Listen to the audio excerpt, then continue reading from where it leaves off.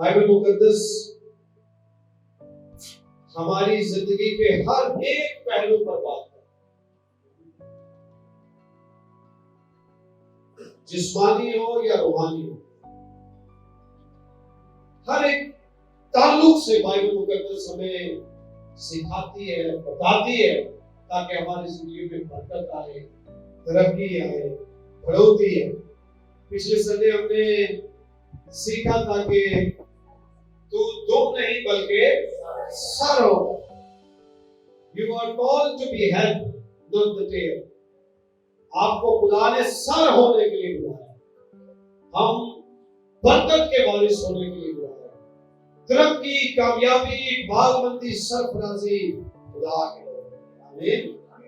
और हम खुदा के हुजूर इस बाबरकत कलाम के लिए शुक्रगुजार हैं। आज हम यूनिटी के ताल्लुक से सीखेंगे। किस ताल्लुक से सीखेंगे? यूनिटी के ताल्लुक से। इत्तेफाक, इत्तेहाद, यगानगत, इकट्ठ, एक होना, यकता होना। मुख्तलिफ अल्फाज हैं, लेकिन कहीं ना कहीं इनके मायने जो है वो एक ही है। यूनिटी जो है अकेले आदमी की नहीं होती। यूनिटी के लिए कम से कम दो का होना जरूरी है। दो या दो से ज्यादा अफराद का किसी भी बात, काम या मकसद के लिए मुत्तफिक हो जाना यूनिटी कहलाता है। जब हम किसी काम के लिए एक हो जाए, जब हम किसी मकसद को हासिल करने के लिए एक हो जाए, किसी चीज को पाने के लिए एक हो जाए, उसे क्या कहते हैं? इकट्ठा होना, यूनिटी होना। और इकट्ठा, जिस यूनिटी के लिए इकट्ठा लफ्ज मैं इस्तेमाल कर रहा हूं, वो जमा होने के मायने में नहीं आता। जमा होना और बात है और मुत्तफिक होना और बात। हम इकट्ठे हो जाते हैं, मुत्तफिक नहीं होते। हम जमा होते हैं लेकिन एक नहीं होते। क्या ख्याल है? लिहाजा हमें यूनिटी को कायम करना है। किसको कायम करना है? यूनिटी को। इत्तेहाद, वो घराना हो, कंपनी हो, चर्च हो या हुकूमतें हो, बादशाहियां भी अगर इत्तेफाक ना हो तो टूट कर बर्बाद हो जाती। आज के दौर में खानदानों की बर्बादी और चर्चिस के नाम भरने और ना तरक्की करने के पीछे ना इत्तेफाकी सबसे बड़ी वजह है। घरानों में माली तौर पर बुरहान जो है वो तबाही का बायस नहीं है। घरानों में बीमारी आ जाना, मुश्किल हालात आ जाना, तकलीफें आ जाना, ये तबाही का बायस नहीं है, बल्कि ना इत्तेफाकी जो है ये तबाही और बर्बादी का बायस है। जब ना इत्तेफाकी होती है तो फिर इब्लीस पूरा मौका पाता। अब यूनिटी जो है ये कोई ऑटोमेटिक चीज नहीं। आज के दौर में जो दुनिया है ये जरा ऑटोमेटिक दुनिया, ये ऑटो पे लगी हुई। इनके फोन, इनकी गाड़ियां, इनके घर की बहुत सारी चीजें, सब क्या है? ऑटो पे। एक बटन दबाया, उसके बाद आधे घंटे बाद आए, कपड़े धुल भी गए, सूख भी गए, निकाले और काम ऑटो पे लग चुके। फोन में ऐसे ऐसे सिस्टम है कि वो अपने टाइम पे वो काम करना शुरू कर देता है। लेकिन यूनिटी जो है ये ऑटोमेटिक नहीं। यूनिटी को क्रिएट किया जाता है। इत्तेहाद जो है उसे बनाया जाता है। क्या किया जाता है? इत्तेहाद पर्पसली किया जाता है। ये एक इंटेंशनल एफर्ट है। कौन सी एफर्ट है? इंटेंशनल एफर्ट है, जो आप इरादतन करते हैं। बहुत सारे घराने सिर्फ यूनिटी की दुआ करते हैं। यूनिटी की दुआ अच्छी है, लेकिन सिर्फ दुआ काफी नहीं है। घरानों के अंदर, चर्चिस के अंदर, लोगों के दरमियान, ईमानदारों के दरमियान यूनिटी क्रिएट की जाएगी और उसके लिए इंटेंशनल एफर्ट्स की जाती है। आप इरादतन कुछ ऐसे काम करते हैं जिसके बायस इकट्ठ पैदा हो। हम कहते रहते हैं खुदा करे हमारा यूनाइट हो जाए, उसके लिए एफर्ट करनी हो, उसके लिए कोशिश करनी हो, उसके लिए जद्दोजहद करनी हो, और यूनिटी के लिए बहुत सारी कुर्बानियां देनी हो। बाज़ अपनी ख्वाहिशात की कुर्बानी, अपने जज्बात की कुर्बानी, अपनी सोच की कुर्बानियां, और कई एक बार तो अपने जो मकासद हैं उनमें से कई एक चीजें छोड़ने की कुर्बानियां भी देनी पड़ती हैं, और एक बड़े मकसद के लिए छोटी चीजों को साइड पे करके यूनाइट हुआ जाता है। इब्लीस का मकसद ये है कि ईमानदार इकट्ठे ना। इब्लीस का मकसद ये है कि खुदा के लोग ना अपने घरानों में इकट्ठे हो, ना जिस्मानी घर में, ना रूहानी घर में, दोनों जगह नफा था।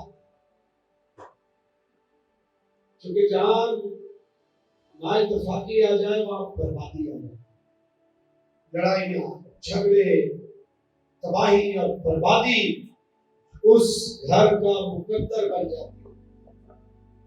इसलिए ना इत्तेफाकी को इतना इजी ना ले। जहां ना इत्तेफाकी देखें उसे डील करके उसे खत्म करें। उसके लिए चाहे आपको कितनी बड़ी कुर्बानी क्यों ना देनी पड़े, क्योंकि अगर आप ऐसा नहीं करेंगे तो शायद वो मुकाम आ जाए जब बहुत देर हो जाए। आसमान पर ना इत्तेफाकी हुई तो जुदाई, क्योंकि सारे फरिश्तेगान मुत्तफिक थे एक खुदा की बंदगी करने के लिए, एक खुदा को कदूस कदूस कदूस कहने के लिए। लेकिन फिर इब्लीस जो है उसने खुदा की खुदाई को तस्लीम करने से इनकार कर दिया, और चंद लोगों को अपने साथ वो जो यूनिटी थी वो टूट गई। और जब ना इत्तेफाकी हुई तो फिर लड़ाई हुई, एक जीता और दूसरा हारा, और फिर एक गंदगी की तरह जमीन पर फेंक दिया लूसीफर। बागी अदम में ना इत्तेफाकी हुई तो बर्बादी है। आसमान हो या जमीन हो, ना इत्तेफाकी जो है वो हर जगह नुकसान करता है। तो फिर आपका घर हो या चर्च हो, जहां ना इत्तेफाकी आएगी वहां बर्बादी आएगी, तबाही आएगी।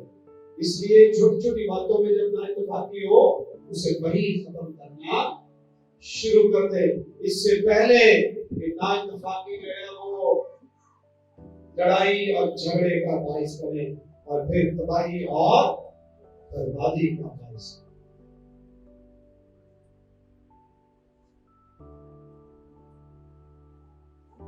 पैदाइश की किताब उसका 11वां बाब देखिए।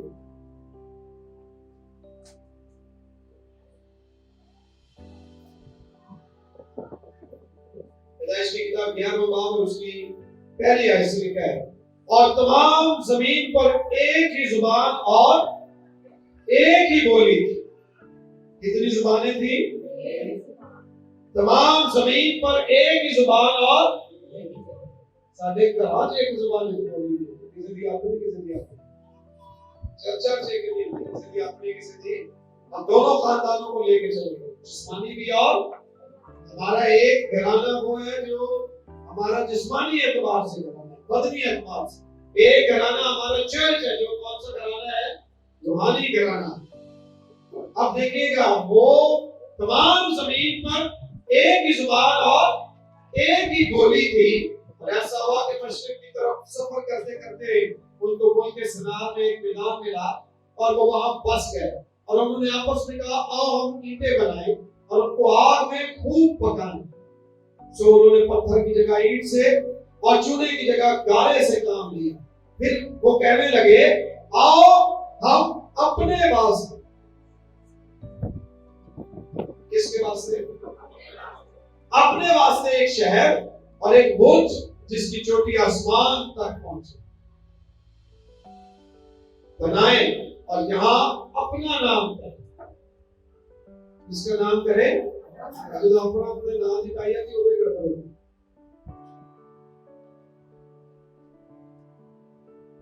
अपने अपने नाम यहाँ अपना नाम करें। ऐसा ना हो कि हम तमाम रोए जमीन पर प्राकर्ता हो जाएं। और खुदावंद इस शहर को और बुर्ज को जिसे बनी आदम बनाने लगे देखने को उतरा। और खुदावंद ने कहा, देखो ये लोग सब एक हैं और इन सबों की एक ही जुबान है। वो जो ये करने लगे हैं तो अब कुछ भी जिसका वो इरादा करे उनसे बाकी ना छूटे। ये कौन कह रहा है? खुदा। एक और हवाला देखिए, ज़बूर 133।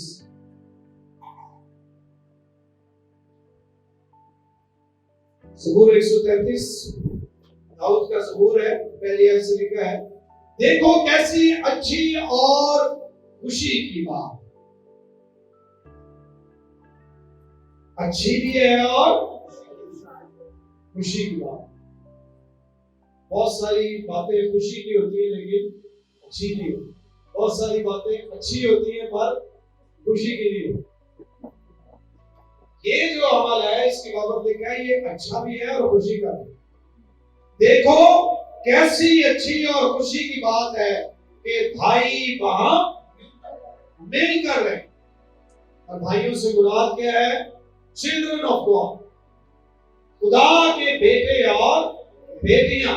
खुदा के लोग जो है वो कैसे रहे? मिलकर। कैसी अच्छी और खुशी की बात है कि भाई वहां मिलकर रहे। ये उस बेशकीमत तेल की मानिद है जो सर पर लगाया गया और बहता हुआ दाढ़ी पर, यानी हारून की दाढ़ी पर आ गया, बल्कि उसके पैरहन के दामन तक जा पहुंचा। क्या हारून की और उसकी मानिद है जो सिय्योन के पहाड़ों पर पड़ती है, क्योंकि वही खुदावंद ने बरकत का यानी हमेशा की जिंदगी का हुक्म फरमाया। आमीन। दो मुख्तलिफ हवाले, दो मुख्तलिफ कहानी है। एक जगह पर खुदावंद फरमाते हैं अपने बंदा दाऊद के वसीला से कि कैसी अच्छी और खुशी की बात है कि भाई कैसे रहे? मिलकर रहे। और एक जगह लोगों ने खुद इत्तेफाक किया। इत्तेफाक में बरकत है। इसकी बहुत कहानियां आपने सुन रखी है। वो परिंदे जो जाल डालती है शिकारी में और फिर वो उड़ने की अलग अलग कोशिश कर रहे थे पर वो अपने आप को बचा नहीं सके। स्कूल में आपने कहानी पढ़ी होगी। लेकिन फिर उन्होंने बिल आखिर ये फैसला किया कि अगर कोई इधर को जोर लाता रहा, कोई इधर को लाता रहा, कभी किन्ने ला लिया, कभी किन्ने ला लिया, काम नहीं होना। अगर हम सारे फंस गए जाल में और शिकारी हमें ले लेगा तो क्यों ना हम मिलकर जोर लगाएं। और जब उन्होंने इत्तेफाक से जोर लगाया तो वो जाल से भी उड़ गया, फंदा लेकर ही उड़ गया। तो इत्तेफाक में क्या है? बरकत। वहां उन्होंने इत्तेफाक किया बाबल का बुर्ज बनाने में। जब उन्होंने इत्तेफाक किया तो कामयाब भी हो, बुर्ज बनाना शुरू कर दिया। पर महज इत्तेफाक काफी नहीं है, इत्तेफाक खुदा के कलाम के मुताबिक होना चाहिए।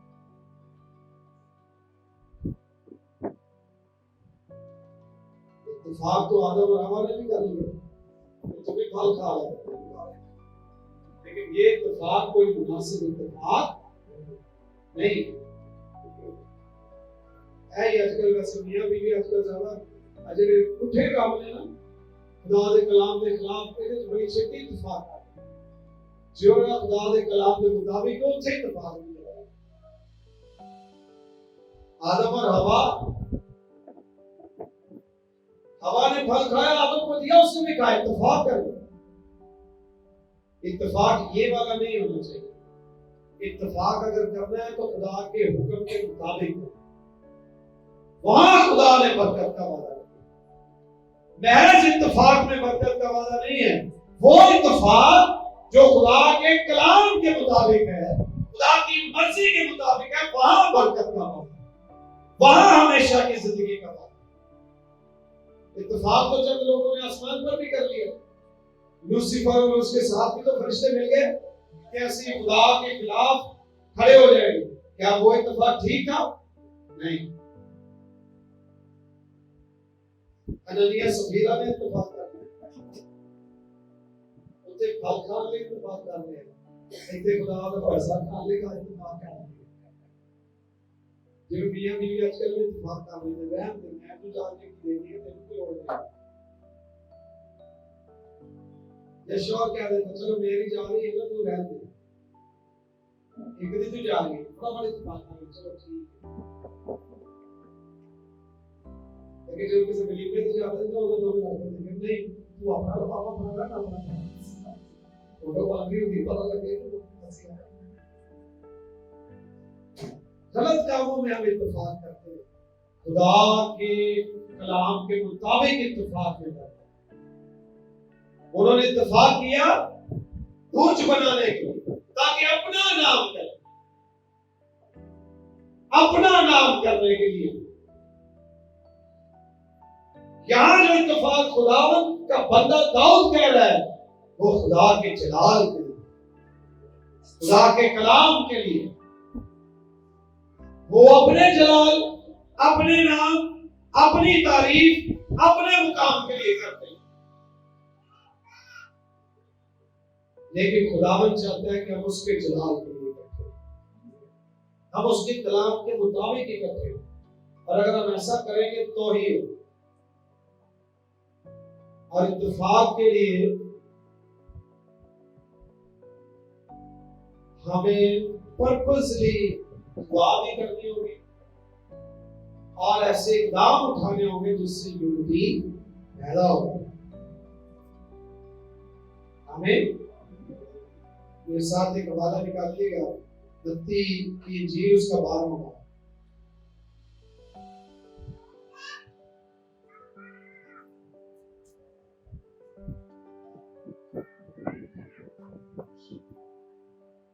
पच्चीसवीं आयत से लिखा है, उसने उनके ख्यालों को जानकर उनसे कहा, जिस बादशाही में फूट पड़ती है, किसमें? स्पीकर साहब, किसमें?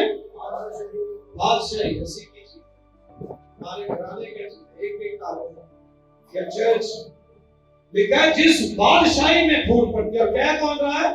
खुदावन यीशु। खुदावन यीशु ने कहा, उसने उनके ख्यालों को जानकर उनसे कहा, जिस बादशाही में फूट पड़ती है वो वीरान हो जाती है, और जिस शहर या घर में फूट पड़ेगी वो कायम ना रहे। क्या हम इत्तेफाक करते हैं इस बात? खुदावन यीशु की बातें सच्ची है। क्यों फिर हम अपनी जिंदगी और घरानों में ना इत्तेफाकी को मौका दें, और बाद में फिर हम कंप्लेन करते हैं कि बरकत नहीं है, लड़ाई बड़ी होती है, सब दुआ आज सब दुआ करेंगे तो उसी भी कोई होगा। यूनिटी के लिए कुर्बानियां देनी पड़ती।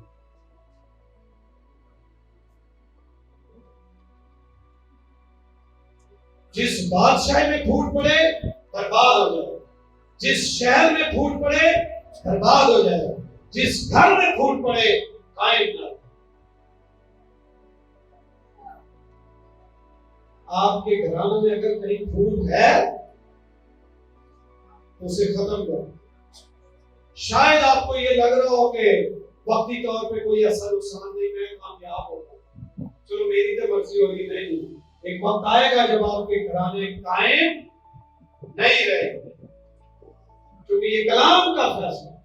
बादशाही हो, शहर हो या घराने हो, जहां फूट पड़ गए, जहां ना इत्तेफाकी आ गई, जहां इख्तिलाफ आया, वहां इब्लीस मौका पाएगा और बर्बादी को लेकर, और आप कायम नहीं रहे।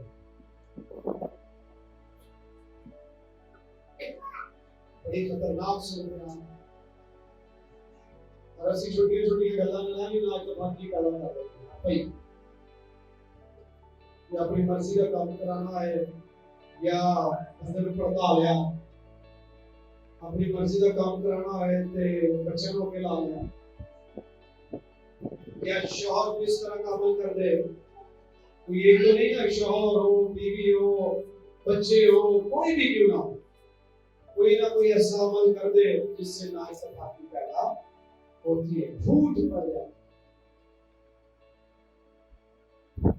वो फूट गया, वो इतनी बर्बादी लेकर आती है, आहिस्ता आहिस्ता लेकर। जब आदम और हवा ने फल खाया, उन्हें पता नहीं, ये लगा अच्छे के लिए कर रहे हैं, सोचते हम ये इससे क्या होता है। हननिया और सफीरा ने नाइंसाफी की, इससे क्या होगा, दोनों की जान ही चली। इसलिए तो कलाम कहता है कि एक से दो बेहतर है, क्योंकि उनकी मेहनत से उन्हें इकट्ठे हो जाए, मिल के काम। और यहाँ एक जरूर नुकता मैं सामने पेश करूंगा, जिस घर में यूनिटी नहीं होती वो भी बर्बाद होता है, और जिस घर का कोई सरबराह ना हो वो भी बर्बाद है। सरबराही किसी के पास नहीं, लेकिन कोई एक सरबराह भी होना चाहिए। सारे सरबराहों फिर वो गाड़ी किसी मंजिल पे जा नहीं सकती।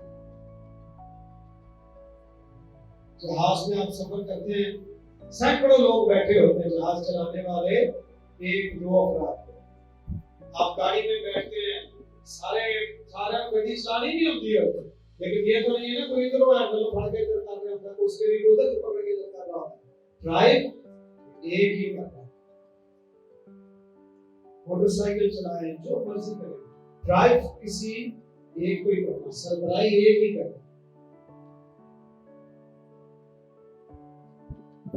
अगर आपके घरानों में 4 सरबराह हैं तो बेहतर है, सरबराह एक ही होगा। ये घरानों में सबको सरबराही का मसला होता है, वहां से फिर नाइंसाफी। एक हवाला कज़ात की किताब देखी है, कज़ात की किताब 17वां बाब 6वीं आयत में लिखा है, उन दिनों इस्राएल में कोई बादशाह ना था। उन दिनों इस्राएल में कोई बादशाह ना था, और हर शख्स जो कुछ उसकी नजर में अच्छा मालूम होता वही करता था। जहां कोई बादशाह नहीं होता फिर लोग अपनी मर्जी करते, हर शख्स अपनी मर्जी करता। और कुछ घराने जो होते हैं उनका भी यही हाल। और जब मैं घराने की बात कर रहा हूं तो मैंने शुरू में भी आपको कहा था कि हम जिस्मानी और रूहानी दोनों खानदानों की बात, आपका जिस्मानी घर वो और रूहानी घर चर्च, दोनों की बात कर रहे हैं। सारे सरबराह नहीं, ना घर में ना चर्च, और जहां सारे ही चौधरी हो, सारे ही लीडर हो, सारे ही सरबराह हो, उसका कोई ठिकाना नहीं होता। तो यहाँ पूरे जिधर मर्जी चले जाए, इस दिनों इस्राएल का कोई बादशाह ना था, हर शख्स जो कुछ उसकी नजर में अच्छा लगता था वही वो करता था, और जो मर्जी करी था, किसी की सुनती लोग कोई नहीं। पुत्र अपनी मर्जी ना, या अपनी मर्जी ना, बीवी अपनी मर्जी, शौहर अपनी मर्जी, कोई कायदा ही नहीं। वो घराने बर्बाद होते। और जिस चर्च का निजाम भी ना हो, मेरी अंदर की अपनी मर्जी है, दीकर दी अपनी मर्जी है, बजाने वाले दी अपनी, गाने वाले दी अपनी, और कोई सरबराह ना हो जिसको वो फॉलो कर दे, वो चर्च भी तरक्की की तरफ नहीं है। तो सरबराह होना बड़ा जरूरी है, और सरबराह ही फिर यूनाइट रखने का काम है, एक रखने का काम है। इसीलिए तो सरबराहों पर इब्लीस ज्यादा हमले करता है। वो पास्टर हो या घर में बाप हो या जो भी आपके घर का सरबराह हो, उस पर ज्यादा हमला होता है। क्योंकि इब्लीस को पता है अगर सर को नुकसान दे, हाथ कटे आ जाए, फिर भी जिंदगी चलती है। दत्ता कटियां जान, फिर भी जिंदगी, जुबान कटी जाए, भूखा है बंदा, फिर भी जिंदगी चल जाए।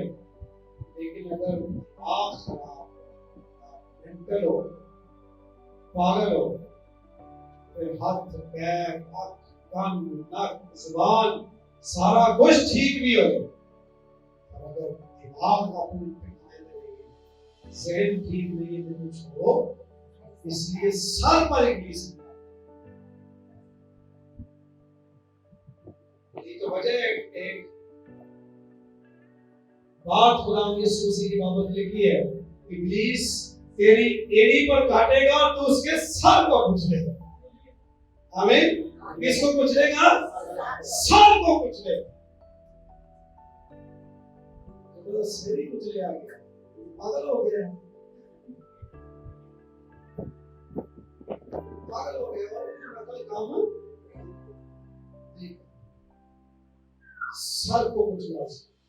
और इब्लीस उस चूंकि उसके सर को कुचला गया, तो वो भी फिर हमारे घरानों में, हमारे चर्चिस में सर पर है,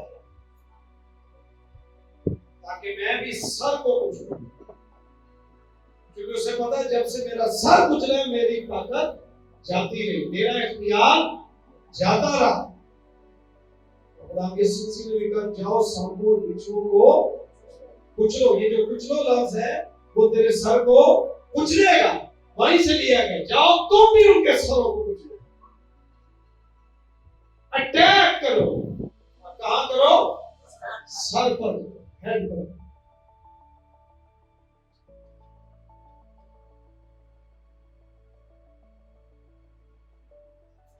मसीह खुदावंद ने कहा, मेरी दुआ जैसे मैं और बाप एक है, तुम भी एक है। आमीन। आज सो मेरी भी आप सबके लिए यही दुआ है कि आप अपने घरानों में भी एक हो और आप अपने रूहानी घराने में भी हो। आमीन। आप जिन घरों में रहते हैं, जिस्मानी घर आपके, वहां पर भी इत्तेफाक हो, और जिस रूहानी घर का आप हिस्सा वहां पर भी इत्तेफाक हो। आमीन। और इब्लीस के मंसूबे जो आपके जिस्मानी और रूहानी दोनों घरानों के खिलाफ है, ना इत्तेफाकी पैदा करने के लिए, इख्तिलाफ पैदा करने के लिए, वो गुलाम यीशु मसीह के नाम से इकरार करें। और जो सरबराहान, ये कई बार आपको पता, सरबराहान भी थोड़ी साइड मारते हैं। इनका काम दुरुस्त बात करना, सच को सच और झूठ को झूठ कहना, लेकिन इस तरह कहना कि इख्तिलाफ फिर भी पैदा ना हो और सबको जोड़कर रखना। ये बड़ा अहम काम है। सर होना तो सबको पसंद है, लेकिन सर से भी पूरे बदन को ऑर्डर करो। जिसे हाथ सही ना काम करते हो, हाथ में पूरा कहो। हाथ को ऑर्डर कहां से आता है?